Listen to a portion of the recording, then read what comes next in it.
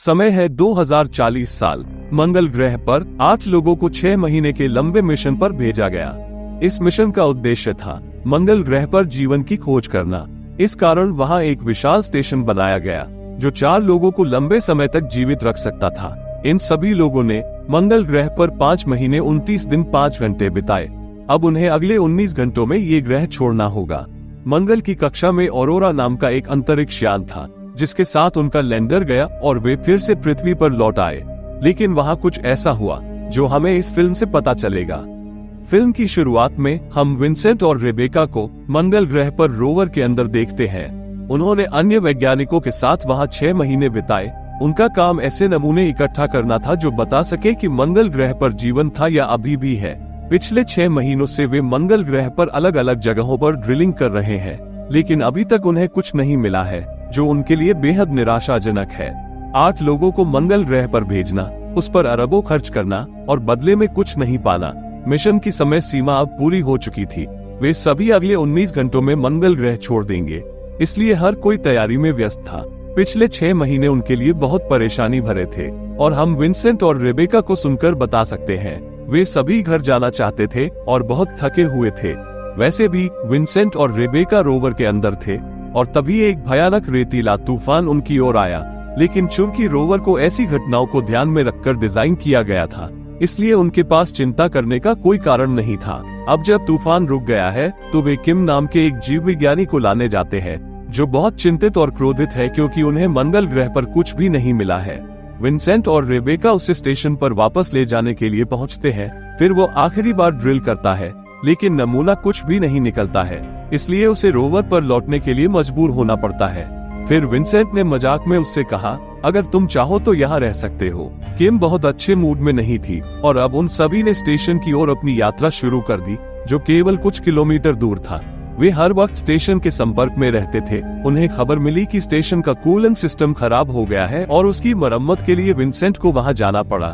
दरअसल विंसेंट एक इंजीनियर था और उसने ही रोवर को ऑपरेट किया था। अब दृश्य स्टेशन पर बदल जाता है, जहां हमें समूह के अन्य सदस्य भी दिखाए जाते हैं। चार्ल्स उनके कप्तान थे, लॉरेंस डॉक्टर थे, माको नाम का ये रूसी जीव विज्ञानी था। उनके अलावा रॉबर्ट और रिचर्ड भी थे। वे सभी अपने अपने काम में बहुत अच्छे थे। मंगल की कक्षा में ऑरोरा नामक एक अंतरिक्ष यान था।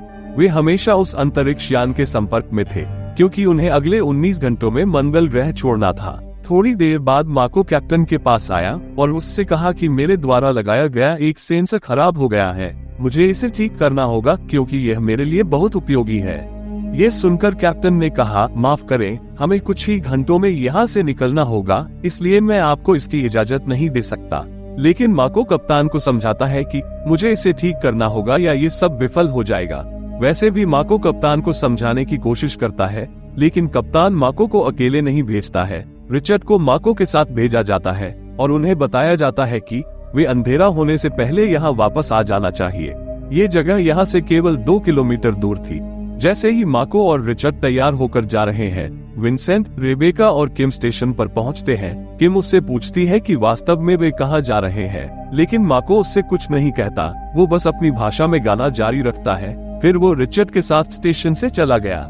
रेबेका फिर कहती है कि हमें केवल 19 घंटे और ये सब झेलना होगा, फिर हम अपने घर वापस जा सकते हैं। इस बीच जब माको और रिचर्ड रोवर में होते हैं तो माको रिचर्ड से कहता है कि मैंने झूठ बोला था, असल में मैं कुछ ढूंढने में कामयाब रहा, लेकिन मैंने अभी तक इस बारे में बाकी सभी को नहीं बताया है, लेकिन आप मुझ पर भरोसा कर सकते हैं। दूसरी ओर विंसेंट स्टेशन पर कूलेंट सिस्टम ठीक करता है। इसके बाद किम और कैप्टन के बीच अनबन हो गई। किम इस बात से नाराज थे कि मंगल ग्रह पर 6 महीने बिताने के बाद भी उन्हें कुछ नहीं मिला।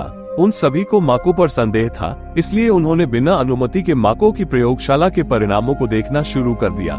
हर कोई ये देखकर हैरान रह गया कि माको की प्रयोगशाला के परिणामों में सिंगल सेल बैक्टीरिया थे, जिसका कोशिका विभाजन हो रहा था। दरअसल माको को मंगल ग्रह पर जीवन के सबूत मिले थे। ये बात माको ने सभी से छुपाई थी। अब स्टेशन इस बात पर बहस कर रहा है कि वे आगे क्या करेंगे। किम गुस्से में है क्योंकि माको केवल इसका क्रेडिट खुद लेना चाहता है, जहां हम सभी इसमें भागीदार हैं। कप्तान फिर कहता है कि हमें ये सब मिशन नियंत्रण को रिपोर्ट करने की आवश्यकता है, लेकिन पहले वो रिचर्ड और मार्क से संपर्क करने की कोशिश करता है।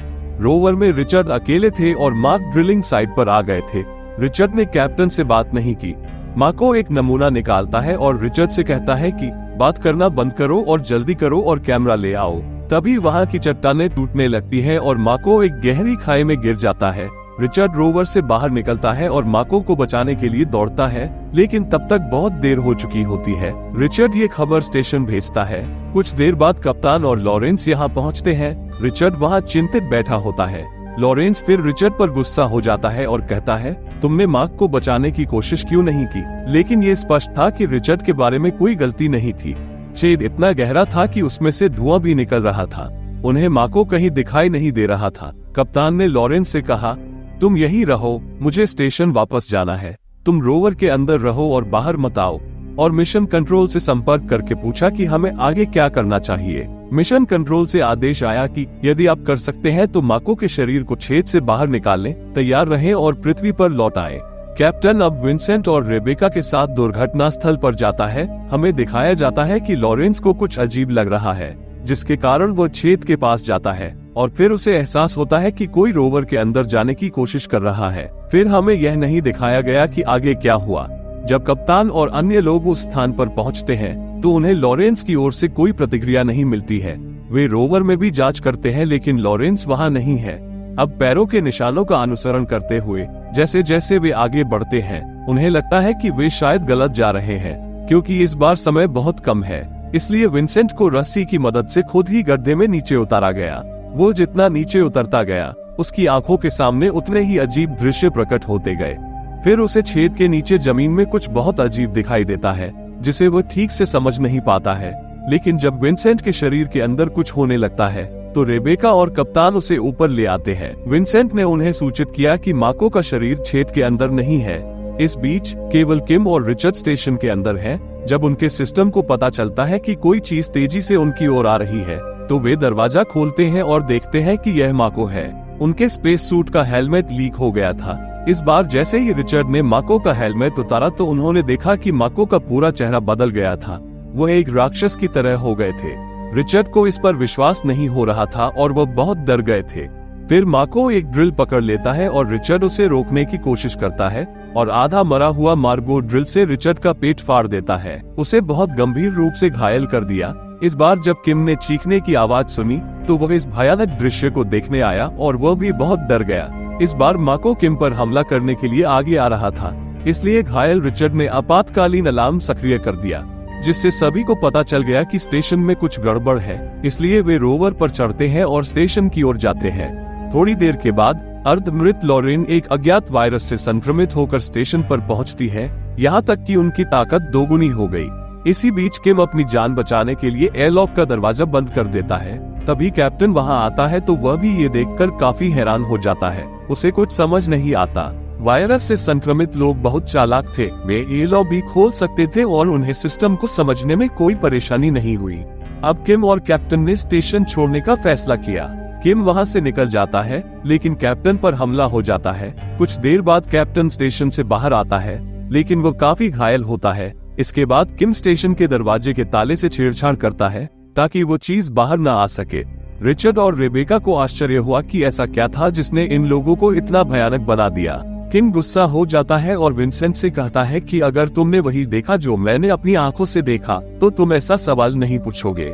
अब जब विंसेंट एयरलॉक से देखता है तो उसे दूसरी तरफ अपने ही दल के भयानक चेहरे दिखाई देते हैं। दूसरी ओर कैप्टन बुरी तरह घायल हो गया था और पास में एक और स्टेशन था, इसलिए वे दूसरे स्टेशन पर चले गए। किम ने सभी को बताया कि उनके समूह के सदस्य मरकर भी जीवित हैं, वे घूम सकते हैं, यह मैंने अपनी आंखों से देखा है। कैप्टन शारीरिक रूप से पीड़ित था क्योंकि उसे भी काट लिया गया था। किम का कहना है कि इस बार कैप्टन भी वायरस की वजह से राक्षस बन जाएगा और थोड़ी देर बाद कैप्टन की मौत हो जाती है। इसके बाद किम कैप्टन के शव को बांध देती है। वहाँ मौजूद बाकी लोग किम को ऐसा करने से रोकते हैं और कहते हैं कि ऐसा करना ठीक नहीं है, लेकिन किम को सच्चाई पता थी कि कैसे ये लाशें फिर से एक भयानक राक्षस में बदल जाएंगी। कैप्टन की मृत्यु से हर कोई टूट गया था और उनके पास जाने के लिए केवल कुछ ही घंटे बचे थे। और इस बीच ये सब हुआ। उनके 4 लोगों की मृत्यु हो गई, इसलिए अब उन्हें संवाद करने के लिए बाकी दल की मदद की जरूरत थी। इसके लिए उन्हें स्टेशन 1 जाना था, लेकिन वहाँ वे राक्षस थे। एक पाइपलाइन जो स्टेशन 1 को स्टेशन 2 से जोड़ती है, विंसेंट कहते हैं कि अगर हम किसी तरह उन राक्षसों से बच सके और सिस्टम तक पहुंच सके तो मैं मदद के लिए एक संदेश भेज सकता हूं, तब तक आपको यही इंतजार करना होगा। इसी बीच स्टेशन 1 में विस्फोट हो गया। राक्षसी चीजें स्टेशन को नष्ट कर रही थी और वे बाहर आ गई। अब कैप्टन का शरीर भी हरकत करने लगा। हालांकि विंसेंट तब किसी तरह पाइप के जरिए स्टेशन 1 तक पहुंचने की कोशिश कर रहा था। जैसे ही विंसेंट पाइप के जरिए अंदर जा रहा था, उसने अपनी आंखों के सामने कुछ देखा जिसमें उसने खुद को ऑरोरा स्पेसशिप में पाया। उसने आज से पहले कभी ऐसा महसूस नहीं किया था। हो सकता है कि उस छेद में जाने के बाद उसे कुछ हुआ हो। इस बार वह किसी तरह स्टेशन 1 पर पहुंचता है और ऑरोरा अंतरिक्ष यान से संपर्क करने की कोशिश करता है। अंत में वह केवल ये संदेश भेज सकता है क्योंकि तब तक आपातकालीन स्थिति आ जाती है। फिर स्टेशन की बिजली चली जाती है। इस स्टेशन में सभी प्रकार के रसायन और एंटीबायोटिक्स थे। रेबेका और किम दोनों ने उस व्यक्ति के इलाज की खोज शुरू कर दी। उनके पास परीक्षण के लिए एक विषय था, यानी कैप्टन। अब कैप्टन की जान में जान आ रही थी, तो रेबेका और किम ने कैप्टन को एक इंजेक्शन दिया, जिससे कैप्टन दर्द से छटपटाने लगता है और थोड़ी देर बाद शांत हो जाता है। तो ऐसा लगता है कि इंजेक्शन ने काम कर दिया है। रेबेका और किम की योजना बाकी संक्रमित लोगों पर स्प्रे करने की थी, ताकि वे ठीक हो जाएं या कम से कम मर जाएं। लेकिन इससे पहले कि वे अपनी योजना पर काम कर पाते, उन्हें एयरलॉक से एक शोर सुनाई दिया। दरअसल उनके संक्रमित साथी अब अंदर घुसने की कोशिश कर रहे थे। यह वायरस एक परजीवी की तरह था। यह अपने बंधक के दिमाग का इस्तेमाल कर सकता था, जैसे कि उन्हें पता हो कि एयरलॉक कैसे खोलना है या बाकी लोग कहां छिपे हो सकते हैं। अब स्टेशन 1 पर संक्रमित रिचर्ड भी विंसेंट पर झपटता है, लेकिन विंसेंट खुद को बचा लेता है और पाइपलाइन के जरिए स्टेशन 2 पर लौट आता है।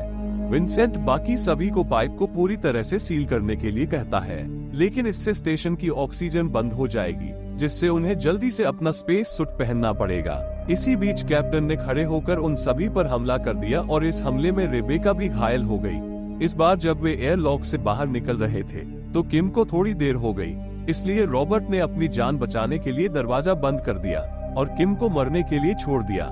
रॉबर्ट केवल अपने जीवन के बारे में सोच रहा था। वे तीनों रोवर में बैठ गए। उन्हें नहीं पता था कि लैंडर कहां उतरेगा और उनके पास ज्यादा बिजली नहीं बची थी।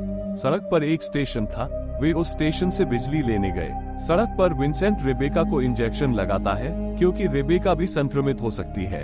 विंसेंट बिजली की बिक्री के लिए स्टेशन जा रहा है, लेकिन रॉबर्ट उससे कहता है, नहीं, मैं जा रहा हूँ, मैं ये करना चाहता हूँ।